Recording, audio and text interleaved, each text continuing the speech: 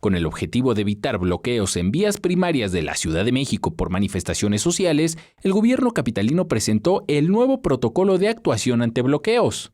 Son mecanismos de actuación interinstitucional para la atención inmediata a los manifestantes que realicen un bloqueo en alguna vialidad. Si se tiene conocimiento previamente de un bloqueo de vialidades, se harán labores de prevención para canalizar las demandas de las personas y salvaguardar los derechos de terceros.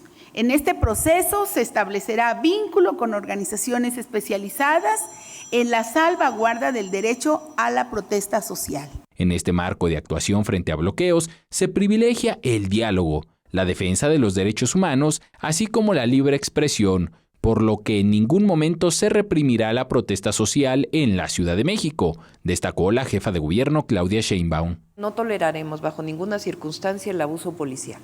Eso lo estamos combatiendo desde que llegamos, es algo con lo que no estamos de acuerdo. Hay varios policías sancionados. Entre otras acciones que contempla el protocolo son coordinar estrategias para agilizar la vialidad afectada.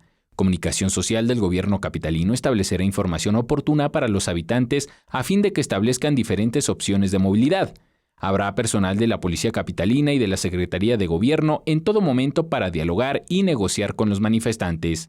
Los policías que intervengan en las negociaciones con los manifestantes que bloqueen una vialidad deberán estar debidamente uniformados, con placas visibles y sin armas.